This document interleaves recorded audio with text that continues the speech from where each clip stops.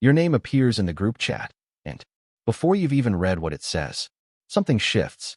Not panic, but more. Like the gears start turning. What's the right thing to contribute here? How long? Is too long to wait before responding? Whether it even matters, whether you're already overthinking a conversation that's moved on without you. By the time you finish that loop, 3 people have already replied. The moment is closed, and you set your phone face down. And what you feel, weirdly, is close to relief. There's a type of person, and I think you probably know if this applies to you, who experiences social life as something requiring a very particular kind of energy, not effort in the I'm an introvert sense. That gets printed on mugs and tote bags. The kind where you can spend an entire evening with people who like you and still come home feeling hollowed out. Drained not by them exactly, drained by the version of yourself you were performing the whole time. The explanations that usually get offered, anxiety, introversion, being on empath, they circle the thing without quite landing on it. Some of it lives in the gap between who you are when nobody's watching and who you become the moment someone is. There's a well-documented concept around self-monitoring, the degree to which people edit and manage how they're coming across in social situations, and it sits on a spectrum. Toward the higher end of that spectrum, socializing stops being about connection and starts being about management, tracking tone, reading micro-expressions, editing what you were about to say against what you think will land, all while trying to look like none of that is happening. That is genuinely a lot of cognitive overhead. After enough years of that being just the baseline cost of being around people, some quietly stop choosing situations that charge it. Not a dramatic decision, more like a slow renegotiation with your own limits that happens so gradually you barely notice you've stopped showing up.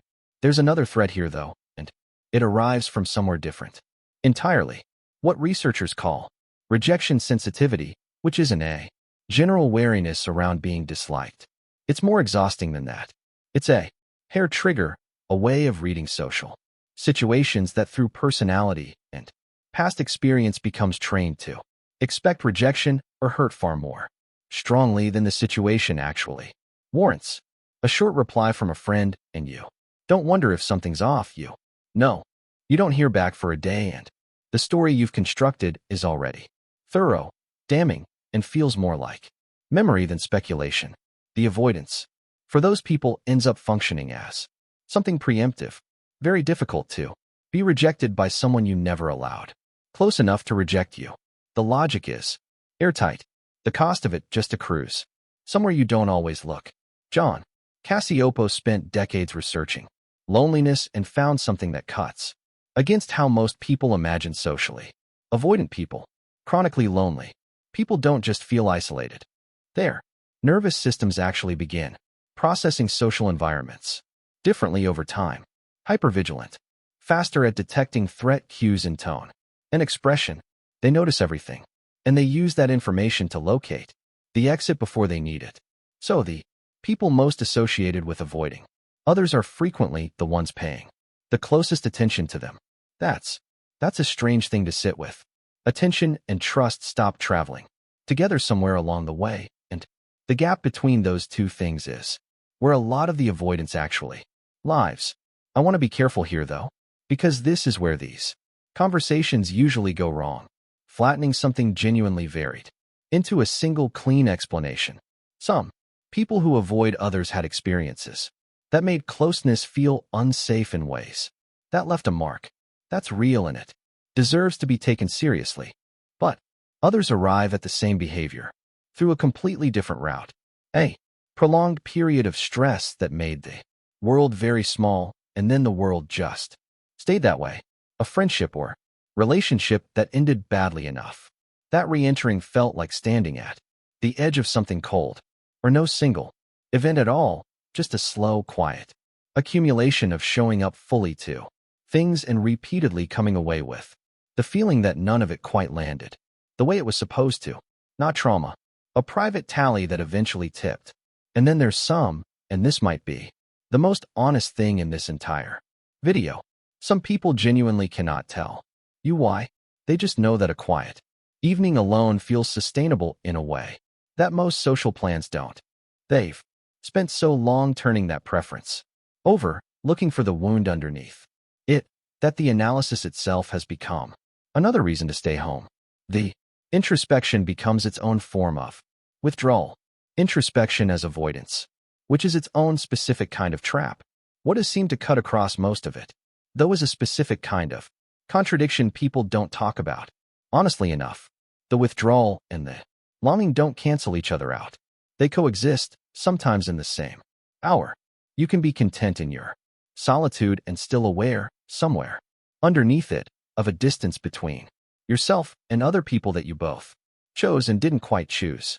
Most frameworks for understanding this kind of avoidance treat those two states as contradictory. Either you want connection or you don't. Either the isolation is chosen or it's painful. But that binary is almost never how it actually feels from the inside. And maybe the reason so many people watching this kind of content still feel vaguely unseen after the video ends is that the both inversion of this experience rarely gets named clearly. The avoidance wasn't random.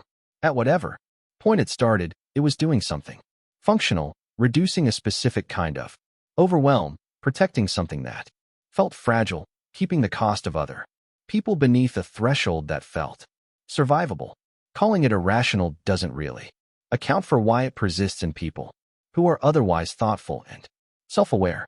It does so because it works, at least along the dimension it's optimizing for. The question, and this is genuinely hard to answer honestly, is what it's costing along every other dimension. The version of connection that would actually feel safe, where you're not running continuous background calculations about how you're coming across, where being slow to respond doesn't carry automatic weight, where closeness doesn't immediately activate a kind of low-frequency monitoring system. That version starts to feel either rare or like something other people access more easily than you do. And that conclusion, more than any behavior, is worth revisiting. Not because dismantling it is clean or fast, because beliefs formed in one stage of your life don't automatically change when your life changes. Sometimes you just carry them forward without questioning them. Whether that's what's happening here, only you would know. One last thing. I only mention things I'd actually find useful myself. There's a link in the pinned comment to a collection of 7-day guides that I think a lot of you watching this will find useful, given the exhaustion of constant self-monitoring, the slow drift toward isolation, the difficulty of feeling regulated enough to let people in. One of the guides specifically works through rebuilding your emotional baseline day by day with concrete daily actions rather than reflection prompts that you read and immediately forget. There are also guides on sleep, dopamine, reset, and focus, the kind of things that quietly underpin all of this. It's in the description and in the pinned comment. If something in this video resonated with you, subscribe and hit the notification bell. I make these for the people who don't usually see themselves reflected in this kind of content. See you in the next one.